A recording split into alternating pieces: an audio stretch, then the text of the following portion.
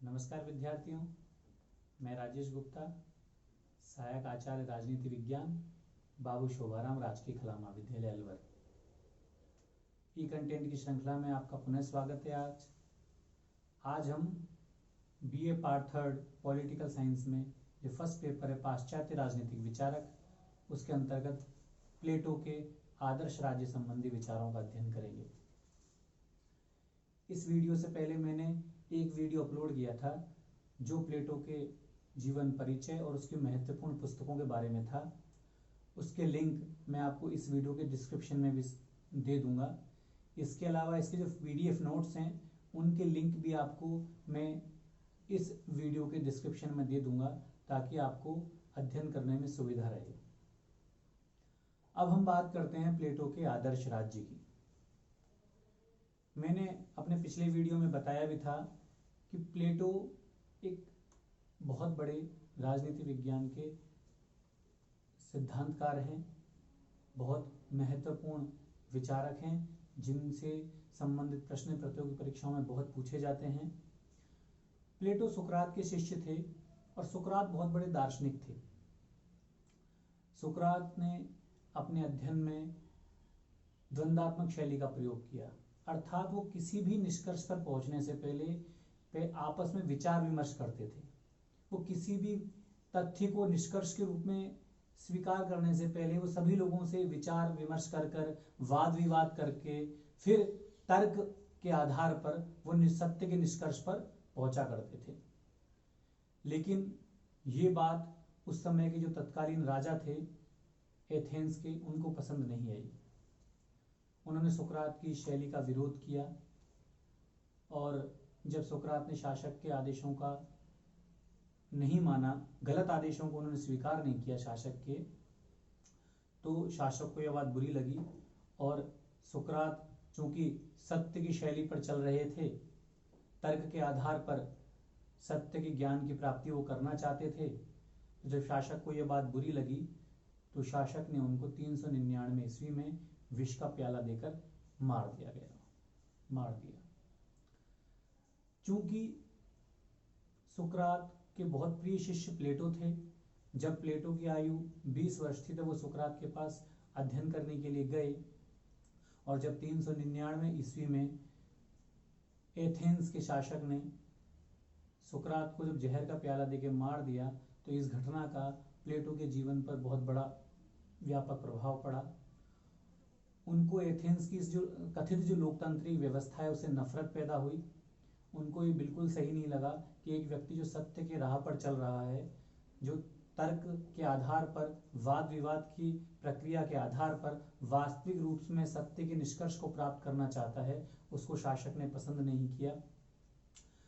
तो इस घटना के बाद प्लेटो ने एथेंस को छोड़ दिया और विश्व भ्रमण पर निकल गया और उसने जो अपने विचार दिए, उनके विचारों में तर्क की शैली, सद्गुण की शैली, वाद विवाद की शैली जो नजर आती है उसके पीछे सुकरात का ही दर्शन है।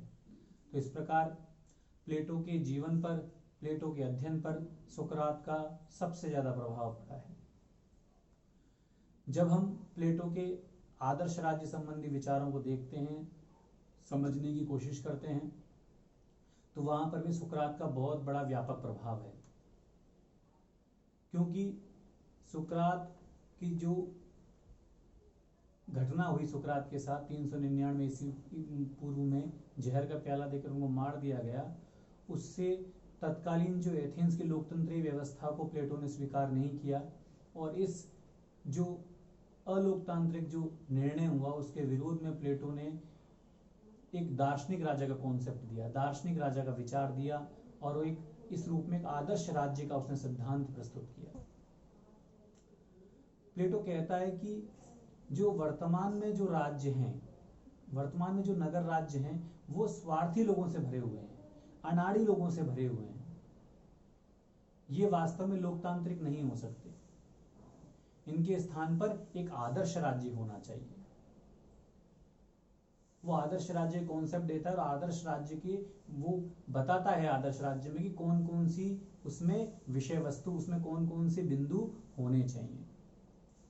सबसे पहले वो कहता है कि किसी भी राज्य का जो निर्माण है वो ओक या चट्टानों से नहीं होता, वो चट्टानों से नहीं बनता कोई भी राज्य। वो राज्य बनता है उस राज्य में रहने वाले लोगों के चरित्र से, लोगों से वो राज्य बनता है। तो राज्य का निर्माण मनुष्य से मानता है। और इस बात को कहने के बाद वो कहता है कि हर मनुष्य में 3 तत्व देखने को मिलते हैं। हर मनुष्य में आपको विवेक मिलेगा, बुद्धि मिलेगी आपको, हर मनुष्य में आपको साहस भी मिलेगा, और हर मनुष्य में कुछ अंश आपको लालसा का भी मिलेगा। इस प्रकार वो कहता है प्लेटो कि हर मनुष्य में 3 तत्व देखने को मिलते हैं, एक विवेक या बुद्धि, दूसरा साहस, तीसरा संयम या लालसा जिसे अपन कहें। लेकिन ये तीनों जो तत्व हैं इनका जो अंश है हर व्यक्ति में अलग अलग होता है। उदाहरण के लिए किसी व्यक्ति में बुद्धि या विवेक का स्तर ज्यादा है, किसी व्यक्ति में साहस की मात्रा ज्यादा होती है, और किसी व्यक्ति में जो लालसा का जो तत्व है वो अधिक मात्रा में होता है। इस प्रकार हर व्यक्ति में इन जो 3 तत्वों का जो स्तर है वह अलग अलग होता है। इसी आधार पर प्लेटो बोलता है कि जिस प्रकार व्यक्ति में 3 तत्व होते हैं उसी प्रकार राज्य का निर्माण भी इन 3 तत्वों के आधार पर किया जाना चाहिए। अर्थात सबसे पहले जिस व्यक्ति में जिस तत्व की प्रधानता है उसे उस वर्ग में स्थान दिया जाना चाहिए, और इस प्रकार राज्य में 3 वर्ग होने चाहिए। उदाहरण के लिए जिस वर्ग में विवेक ज्यादा है, बुद्धि ज्यादा है, उसे शासक वर्ग में स्थान दिया जाना चाहिए, उसको शासन का कार्यभार दिया जाना चाहिए। जिसमें साहस ज्यादा है उस वर्ग को सैनिक वर्ग में स्थान देना चाहिए। जिन लोगों में साहस की मात्रा ज्यादा है उन्हें सैनिक वर्ग में स्थान देना चाहिए। और तीसरा है जिसमें लालसा तत्व है, संयम है, वो तीसरा वर्ग है उत्पादक वर्ग। अर्थात जिनमें लालसा तत्व की प्रधानता है उन्हें उत्पादक वर्ग में स्थान दिया जाना चाहिए। इस प्रकार राज्य में 3 वर्ग होने चाहिए। जिनमें विवेक की प्रधानता है वो शासक वर्ग, जिनमें साहस की प्रधानता है वो सैनिक वर्ग, और जिसमें लालसा की प्रधानता है उसे उत्पादक वर्ग में स्थान दिया जाना चाहिए। इस प्रकार राज्य में 3 वर्ग होने चाहिए। लेकिन प्लेटो आगे एक बात और बोलता है कि एक बार जिस व्यक्ति को उसमें जिस गुण की उसमें प्रधानता है उसके आधार पर जिस वर्ग में स्थान दे दिया जाए। उदाहरण के लिए यदि किसी व्यक्ति में विवेक तत्व की ज्यादा प्रधानता है और उस व्यक्ति को हम शासक जो वर्ग है उसमें स्थान दे दें, तो एक बार स्थान देने के बाद उसे अपना वर्ग चेंज करने की, वर्ग को परिवर्तित करने की अनुमति नहीं है। एक बार वो शासक वर्ग में सम्मिलित हो गया तो उसे अपना शासक वर्ग के स्थान पर उसे सैनिक वर्ग या उत्पादक वर्ग में जाने की अनुमति नहीं है। एक बार व्यक्ति को उसमें जिस गुण की प्रधानता है उसके आधार पर जिस वर्ग में उसे स्थान दे दिया जाए उसे उसी वर्ग में रहना होगा। तो इस प्रकार प्लेटो कहता है कि जिसमें विवेक तत्व की प्रधानता है वो शासक वर्ग में उसे स्थान दिया जाना चाहिए, जिसमें साहस की प्रधानता है उसे सैनिक वर्ग में स्थान दिया जाना चाहिए, और जिसमें लालसा तत्व की प्रधानता है उसे उत्पादक वर्ग में स्थान दिया जाना चाहिए। इस प्रकार राज्य में नागरिकों के गुणों के आधार पर उनके 3 वर्ग होने चाहिए, और एक बार जिस व्यक्ति को जिस वर्ग में स्थान दे दिया उसे दोबारा अपना वर्ग चेंज करने की, वर्ग को परिवर्तन करने की अनुमति नहीं है। वो बोलता है कि जो विवेक है, जो विवेक का गुण है वह स्वर्ण की तरह है, सोने की तरह है। जो साहस है वो चांदी की तरह है, और जो लालसा है वो लोहे या पीतल की तरह है। तो इस प्रकार राज्य को वो गुणों की साझेदारी मानता है। और प्लेटो बोलता है कि जब शासक वर्ग अपने कर्तव्यों का पालन करेंगे, जो उनमें विवेक की प्रधानता है इसलिए जब शासन का कार्य संभालेंगे, इसके अलावा जो सैनिक वर्ग है वो अपने कर्तव्य का पालन करेंगे, और जो उत्पादक वर्ग है वो अपने गुणों जो उनको प्राप्त हैं उनके आधार पर जब अपनी कर्तव्य का पालन करेंगे, तब उस राज्य में जो चौथे सद्गुण है वो न्याय की स्थापना होती है। इस प्रकार प्लेटो विवेक, साहस, संयम के आधार पर चौथे सद्गुण न्याय की स्थापना करता है। ये सबसे विशेष बात अर्थात प्लेटो अपने 4 प्रकार के सद्गुणों की बात करता है, और जो सबसे सर्वोच्च सद्गुण है वो प्लेटो के दर्शन में न्याय है। और न्याय की स्थापना कब हो रही है? जब हर वर्ग अपने अपने जो कर्तव्य हैं उनका जो पालन है वो बिना स्वार्थ के और कर्तव्य पालन से प्रेरित होकर जब अपने कार्य कर रहा है, तब राज्य में न्याय की स्थापना होती है। तो प्लेटो के आदर्श राज्य में सबसे पहली जो महत्वपूर्ण बात है वो है कि त्रिरूपी व्यवस्था, नागरिकों को उनके गुणों के आधार पर कार्य विभाजन। दूसरी बात, इस व्यवस्था में जो शासन की जो बागडोर है वो दार्शनिक राजा के हाथों में है। दार्शनिक राजा कौन है? जिसको लंबी शिक्षा प्रणाली के बाद, लगभग 50 वर्ष की लंबी शिक्षा प्रणाली के बाद जब वो शासन की बागडोर संभालता है, उसे परिवार और जो संपत्ति विषयक साम्यवाद है उसका पालन करना पड़ेगा। अर्थात जो शासक वर्ग में आएगा उसे अपना निजी परिवार बनाने की अनुमति नहीं है, उसे निजी संपत्ति रखने की अनुमति नहीं है। तो इस प्रकार जो कठोर तपस्या के बाद, तपस्या अर्थात इस लंबी शिक्षा प्रणाली और साम्यवादी रूपी जीवन व्यतीत करते हुए जो व्यक्ति इन आदर्शों पर चलेगा वो शासक वर्ग में स्थान पाएगा, और जो सर्वोच्च जो है व्यक्ति उसको दार्शनिक राजा के स्थान प्राप्त होगा।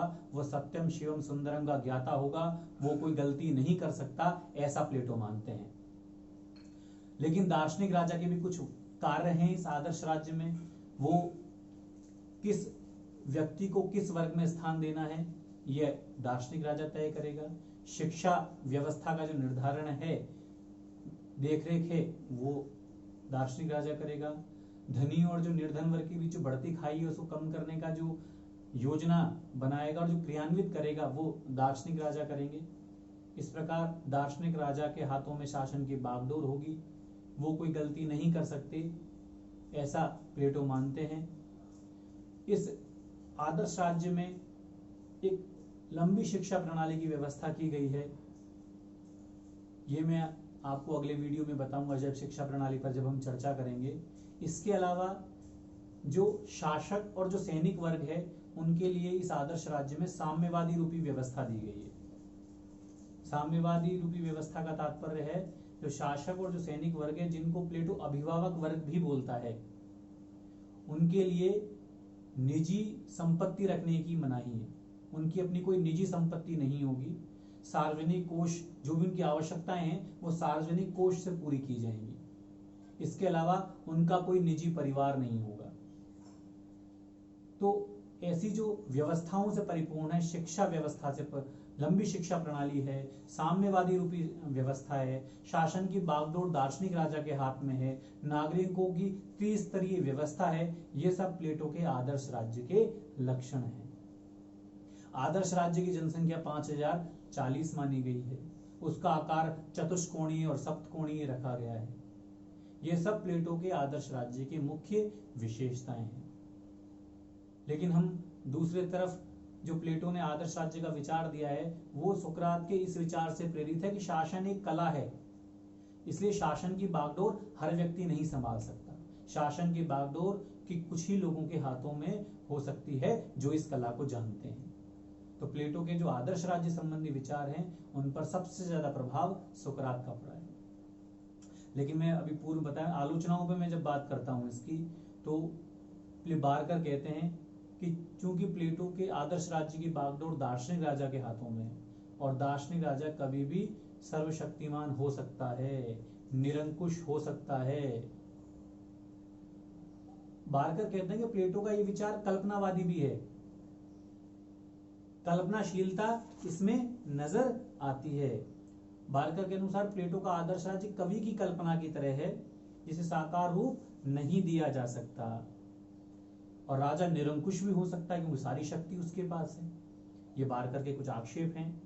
इसीलिए बारकर ने प्लेटो के आदर्श राज्य को प्रबुद्ध निरंकुशवाद की संज्ञा दी है। प्रबुद्ध क्यों? क्योंकि सारी सत्ता है वो दार्शनिक राजा के हाथों में आते हैं, जिसके लंबी शिक्षा प्रणाली से उसे शासक वर्ग में स्थान दिया गया है, लेकिन क्योंकि वो निरंकुश हो सकता है इसलिए इसे प्रबुद्ध निरंकुशवाद की संज्ञा दी है। एक अन्य महत्वपूर्ण विद्वान कॉर्ल पोपर ने तो प्लेटो को बंद समाज का सिद्धांतकार अर्थात खुले समाज का शत्रु कहा है, क्योंकि सारी सत्ता की जो चाबी है वो सब दार्शनिक राजों के हाथों में है। तो वो स्वतंत्रता के दृष्टिकोण से प्लेटो के इस विचार की आलोचना करते हैं। लेकिन फिर भी देखा जाए, वास्तव में देखा जाए तो प्लेटो का आदर्श राज्य एक वास्तव में बहुत बड़ा एक राज्य का आदर्श मॉडल है। वो अपने दार्शनिक राजा को भ्रष्टाचार से मुक्त करना चाहते हैं, लंबी शिक्षा प्रणाली के द्वारा उनकी आत्मा को प्रज्वलित करना चाहते हैं। तो प्लेटो के आदर्श राज्य में यदि वास्तव में देखा जाए तो निश्चित रूप से लंबी शिक्षा प्रणाली के द्वारा व्यक्ति अपनी आत्मा को प्रज्वलित कर सकता है, आत्मा को शुद्ध कर सकता है और साम्यवादी व्यवस्था को स्वीकार करके जो भौतिकवादी जो भ्रष्टाचार हैं उनसे मुक्त हो सकता है। इस रूप में प्लेटो के आदर्श राज्य की अपनी महत्वपूर्ण उपयोगिता है। अगले वीडियो में हम प्लेटो के न्याय संबंधी सिद्धांत का अध्ययन करेंगे। बहुत बहुत धन्यवाद। Thank you.